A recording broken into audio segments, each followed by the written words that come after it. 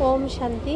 आज 24 मार्च 2025 प्रातमुरली ओम शांति बाप दादा मधुबन। मिठे मिठे बच्चे, এই জ্ঞান তোমাদের শীতল করে। এই জ্ঞানের দ্বারা কাম ক্রোধের অগ্নি নির্বাপন হয়ে যায়। ভক্তির দ্বারা এই অগ্নি নির্বাপন হয় না।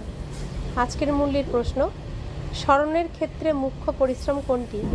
উত্তর, বাবা স্মরণে বসার সময় দেহ যেন স্মরণে না আসে। আত্ম অভিমানী হয়ে বাবাকে স্মরণ করো, এটাই হলো পরিশ্রম। এতেই বিঘ্ন আসে, কারণ অর্ধকল্প দেহ অভিমানী হয়ে রয়েছ। ভক্তি মানেই দেহে স্মরণ করা। ওম শান্তি। বাচ্চারা, তোমরা জানো যে স্মরণের জন্য একান্তে থাকা খুবই আবশ্যক। তোমরা একান্তে বা শান্তভাবে যতটা বাবা স্মরণে থাকতে পারবে, ভিড়ের মাঝে ততটা থাকতে পারবে না। বাচ্চারা স্কুলে পড়লেও একান্তে বা নির্জনে গিয়ে স্টাডি করে। এই ক্ষেত্রেও তোমাদের একান্তে বা নির্জনে থাকা উচিত। ঘুরতে গেলেও সেখানে স্মরণের যাত্রা হলো মুখ্য। একদম প্রথম শত্রু হলো দেহ অভিমান। বাবাকে স্মরণ করার পরিবর্তে দেহকে স্মরণ করে নেয়। একেই দেহ সর্বস্ব অহংকার বলা হয়, যেখানে তোমাদের অর্থাৎ বাচ্চাদের বলা হয় আত্ম অভিমানী হও। এতেই পরিশ্রম হয়। ভক্তি তো এখন চলে গেছে। ভক্তি হয়ই শরীরের সাথে। তীর্থ ইত্যাদিতে তো শরীরকে নিয়ে যেতে হয়, দর্শন করতে হবে, এটা করতে হবে, শরীরকে উপস্থিত থাকতে হয়।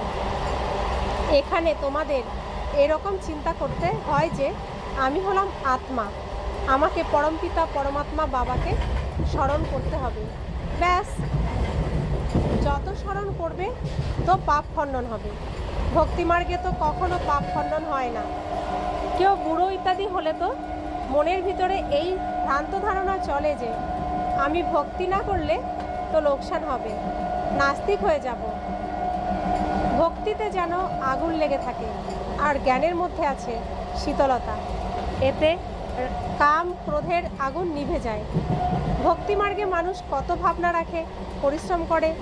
মনে করো বদ্রীনাথে গেছো, মূর্তির সাক্ষাৎকার হলো, আবার কি দ্রুত ভাবনা তৈরি হয়ে যায়। আবার বদ্রীনাথ ব্যতীত আর কারো স্মরণ বুদ্ধিতে থাকে না। পূর্বে তো পায়ে হেঁটে যেত। বাবা বলেন, আমি অল্প সময়ের জন্য মনস্কামনা পূর্ণ করে দিই, অস্থায়ীভাবে সাক্ষাৎকার করিয়ে দিই। এছাড়া আমি তাদের সাথে মিলিত হই না। আমি ছাড়া কি আর উত্তরাধিকার প্রাপ্ত হতে পারে? তোমাদের তো আমার থেকেই যে উত্তরাধিকার প্রাপ্ত হয়। এরা তো সকলেই হলো দেহধারী। উত্তরাধিকার একই রচয়িতা বাবার থেকে প্রাপ্ত হয়। এছাড়া যা কিছু জড় অথবা চৈতন্য আছে সবই হলো রচনা। রচনার থেকে কখনো উত্তরাধিকার প্রাপ্ত হতে পারে না। পতিত পাবন একমাত্র বাবা। কুমারীদের তো সঙ্গদোষ থেকে অনেক বাঁচতে হবে।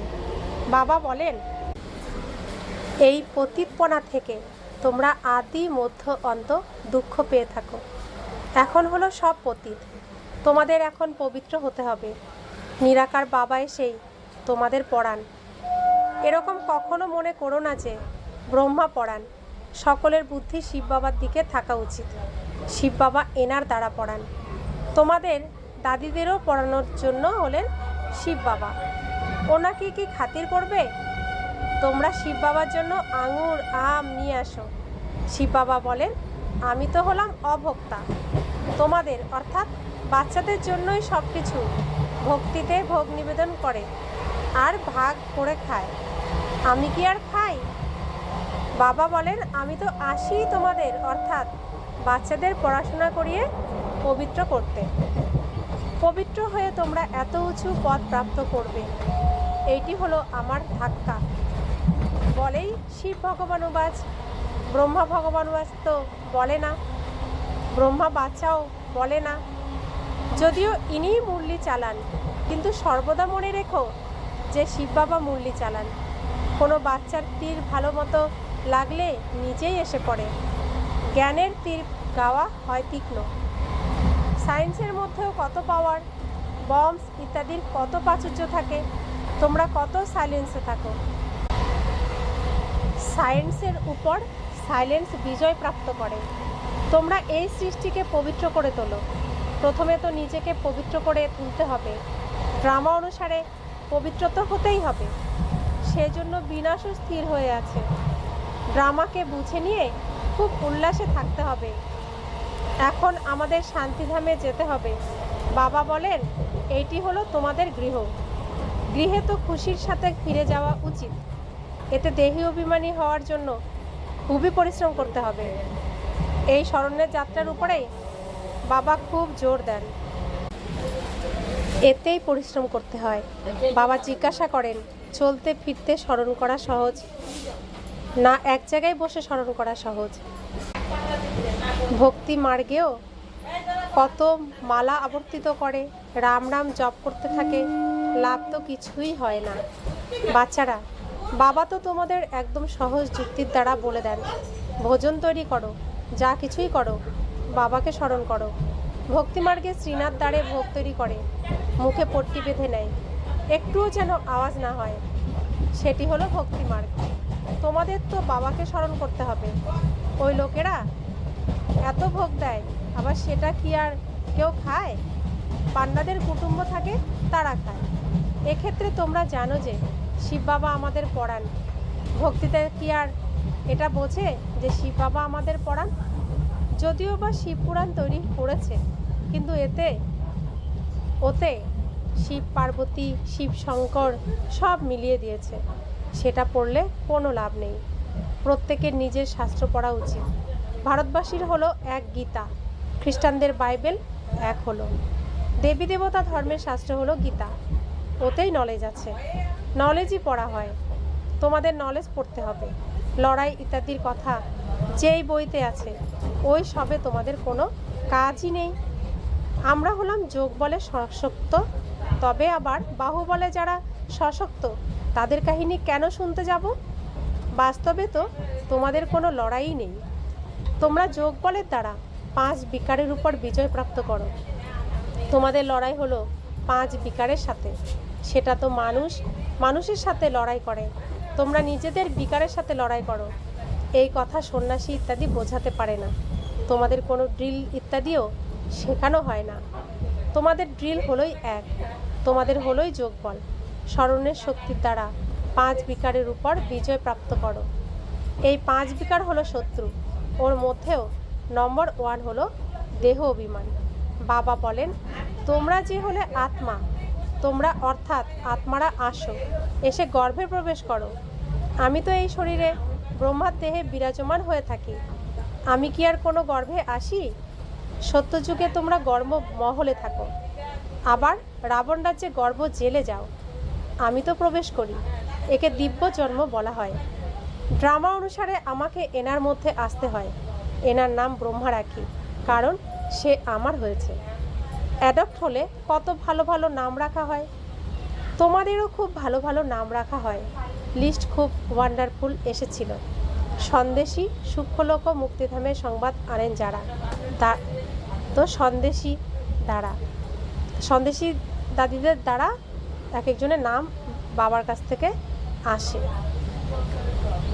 বাবার কি আর সকলের নাম স্মরণে আছে? নাম দিয়ে তো কোনো কাজ নেই। শরীরের প্রতি তো নাম রাখা হয়। এখন তো বাবা বলেন, নিজেকে আত্মা মনে করো, বাবাকে স্মরণ করো, ব্যাস। তোমরা জানো যে আমরা পূজ্য দেবতা হই, আবার রাজত্ব করি। আবার ভক্তিমার্গে আমাদেরই চিত্র তৈরি হয়। আমার আত্মাদেরও পূজা করা হয়। মাটির শালগ্রাম তৈরি করা হয়, আবার রাত্রে ভেঙে ফেলা হয়। দেবীদেরও সাজিয়ে নিয়ে পূজা করে সমুদ্রে ফেলে দেওয়া হয়। বাবা বলেন, আমারই রূপ তৈরি করে, খাইয়ে পান করিয়ে আমাকে বলে নুড়ি পাথরে আছে। বাবা বলছেন যে শিব বাবার রূপ তৈরি করে, খাওয়ায়, পান করায়, তারপরে বলে দেয় নুড়ি পাথরে আছে। সবচেয়ে দুর্দশা তো আমার করে। তোমরা কত গরিব হয়ে গেছো। গরিবই আবার উচ্চ পদ প্রাপ্ত করে। বিত্তশালীদের মুশকিল মনে হয়। বাবাও বিত্তশালীদের থেকে এত নিয়ে কি করবেন? এখানে তো বাচ্চাদের ফোঁটায় ফোঁটায় অট্টালিকা ইত্যাদি তৈরি হয়। বলে যে, বাবা আমার একটা ইট লাগিয়ে দাও, মনে করে রিটার্নে আমাদের সোনার রূপার মহল প্রাপ্ত হবে। সেখানে তো প্রচুর সোনা থাকে, সোনার ইট থাকবে, তবে তো অট্টালিকা তৈরি হবে।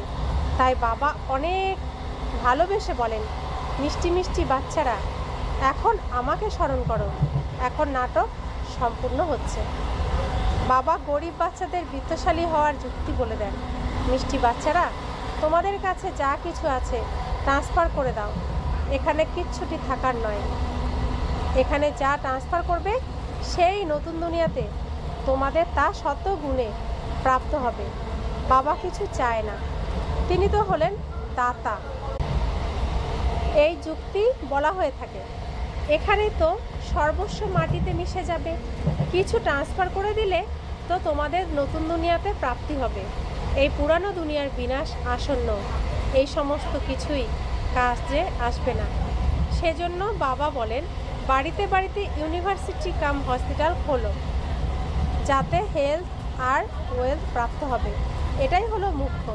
আচ্ছা, मीठे मीठे सिखिलाते बच्चों प्रति माता पिता बाप दादा का याद प्यार और गुड मॉर्निंग। रूहानी बाप की रूहानी बच्चों को नमस्ते। हम रूहानी बच्चों की रूहानी माता पिता बाप दादा को याद प्यार गुड मॉर्निंग और नमस्ते नमस्ते नमस्ते। शुक्रिया बाबा, शुक्रिया बाबा, शुक्रिया। রাত্রি ক্লাস। এই রাত্রি ক্লাস 12ই মার্চ 1968 সালে হয়েছিল। এই সময় তোমরা অর্থাৎ গরিব মাতারা পুরুষার্থ করে উচ্চ পদ প্রাপ্ত করে নাও। যজ্ঞে সাহায্য ইত্যাদিও মাতারা অনেক করে। অনেক কম পুরুষই আছে যারা সাহায্যকারী হয়ে ওঠে। মাতাদের উত্তরাধিকারী হওয়ার নেশা থাকে না, তারা বীজ বপন করে যেতে থাকে, নিজের জীবন তৈরি করতে থাকে। তোমাদের জ্ঞান হলো যথার্থ, এছাড়া হলো ভক্তি। আত্মাদের পিতা এসে জ্ঞান প্রদান করেন। বাবাকে জানলে বুঝলে বাবার থেকে অবশ্যই উত্তরাধিকার প্রাপ্ত করতে পারবে। বাবা তোমাদের পুরুষার্থ করাতে থাকেন, বোঝাতে থাকেন, টাইম ওয়েস্ট করো না। বাবা বলছেন টাইম নষ্ট করো না। বাবা জানেন যে কেউ হলো ভালো পুরুষার্থী, কেউ মিডিয়াম, কেউ থার্ড। বাবাকে জিজ্ঞাসা করলে বাবা শীঘ্র বলে দেন, তুমি ফার্স্ট হও না সেকেন্ড না থার্ড হও। কাউকে জ্ঞান না দিলে থার্ড ক্লাস নির্ধারিত হলে, প্রমাণ না দিলে তো বাবা অবশ্যই বলবেন যে ভগবান এসে যে জ্ঞান প্রদান করেন সেটা আবার প্রায় বিলুপ্ত হয়ে যায়। এটা কারোরই জানা নেই। ড্রামার প্ল্যান অনুসারে এটা হলো ভক্তিমার্গ। এর দ্বারা কেউ আমাকে প্রাপ্ত করতে পারে না, সত্যযুগে কেউ যেতে পারে না। বাচ্চারা, তোমরা এখন পুরুষার্থ করছো। পূর্বকল্পে যে যেমন পুরুষার্থ করেছিল তেমনই করতে থাকবে। বাবা বুঝতে পারেন যে নিজের কল্যাণ কে করছে। বাবা তো বলেন যে এই লক্ষ্মীনারায়ণের চিত্রের সামনে এসে বসো। বাবা, আপনার শ্রীমতের উপর এই উত্তরাধিকার আমরা অবশ্যই প্রাপ্ত করব। নিজের সমান তৈরি করার সার্ভিসের শখ অবশ্যই থাকা চাই। সেন্টারে যারা থাকে তাদেরও লিখি, এত বছর পড়লে কাউকে পড়াতে না পারলে তবে বাকি পড়ছো কেন? বাচ্চাদের তো উন্নতি করা উচিত। বুদ্ধিতে সারাদিন সার্ভিসের ভাবনা চলতে থাকা উচিত। তোমরা যে হলে বানপ্রস্থি, বানপ্রস্থিদেরও আশ্রম হয়। বানপ্রস্থিদের কাছে যাওয়া উচিত। মৃত্যুর পূর্বে তাদেরকে তাদের লক্ষ্য তো বলে দাও। বাণীর ওপারে তোমাদের আত্মা যাবে কিভাবে? পতিত আত্মা তো যেতে পারবে না। ভগবান বাজ, মা মেকম, একমাত্র আমাকে স্মরণ করলে তোমরা বানপ্রস্থে চলে যাবে। বেনারসেও প্রচুর সার্ভিস আছে। অনেক সাধুরা কাশী বাস করার জন্য সেখানে থাকে। সারাদিন বলতে থাকে শিব, কাশী, বিশ্বনাথ, গঙ্গা। তোমাদের মনের ভিতরে সর্বদা খুশির করধ্বনি বাজা উচিত। স্টুডেন্ট যে না, সার্ভিসও করে, পড়াশোনাও করে। বাবাকে স্মরণ করতে হবে, উত্তরাধিকার প্রাপ্ত করতে হবে। আমরা এখন শিব বাবার কাছে যাব, এটা হলো মনোভাব। কিন্তু অনেকে স্মরণ থাকে না, পরনিন্দা পরচর্চা ঝরমুই ঝরমুই করতে থাকে। মুখ্য ব্যাপার হলো স্মরণের। স্মরণই খুশিতে নিয়ে আসে। সকলেই তো চায় যে বিশ্বে শান্তি থাকুক। বাবাও বলছেন ওদের বোঝাও যে বিশ্বে এখন শান্তি স্থাপন হচ্ছে। বাবা সেই জন্য লক্ষ্মীনারায়ণের চিত্রকে বেশি রকম গুরুত্ব দেন। বলো, এই দুনিয়া স্থাপন হচ্ছে যেখানে সুখ, শান্তি, পবিত্রতা সব ছিল। সকলেই বলে বিশ্বে শান্তি থাকুক। প্রাইজও অনেক পেতে থাকে, শান্তি পুরস্কার অনেক পেতে থাকে। ওয়ার্ল্ডে শান্তি স্থাপন করতে সক্ষম যারা, তারা তো মালিক হবে। এদের রাজ্যে বিশ্বে শান্তি ছিল। এক ভাষা, এক রাজ্য, এক ধর্ম ছিল। কোন সময় ছিল? সত্য যুগে, দেবী দেবতাদের যুগে ছিল। এছাড়া সব আত্মারা নিরাকারী দুনিয়াতে ছিল। এরকম দুনিয়াকে স্থাপন করেছিল। এরকম দুনিয়াকে কে স্থাপন করেছিল? পিস, শান্তি কে স্থাপন করেছিল? ফরেনার্সও বুঝবে এটা প্যারাডাইস, স্বর্গ ছিল, এদের রাজ্য ছিল। ওয়ার্ল্ডের, বিশ্বের পিস, বিশ্বের শান্তি তো এখন স্থাপন হচ্ছে। বাবা বুঝিয়েছিলেন যে প্রভাত ফেরিতেও এই লক্ষ্মী নারায়ণের চিত্র বের করো, যেন সকলের কানেই এই শব্দ ঢোকেছে, এই রাজা, এই রাজ্য স্থাপন হচ্ছে। নরকের বিনাশ সামনে আসন্ন। এটা তো জানে যে ড্রামা অনুসারে হয়তো দেরি আছে, বড় বড়দের ভাগ্যে এখন নেই, তবুও বাবা পুরুষার্থ করাতে থাকেন। ড্রামা অনুসারে সার্ভিস চলছে। अच्छा, गुड नाइट। हम रूहानी बच्चों की रूहानी माता पिता बाप दादा को याद प्यार और गुड नाइट। शुक्रिया बाबा, शुक्रिया बाबा, शुक्रिया। ধারণার জন্য মুখ্য সার, সঙ্গদোষের থেকে নিজেকে খুব বেশি করে সতর্ক রাখতে হবে। কখনো পতিতদের সংস্পর্শে যেতে নেই। সাইলেন্স বল দ্বারা সৃষ্টিকে পরিবর্তন করার সেবা করতে হবে।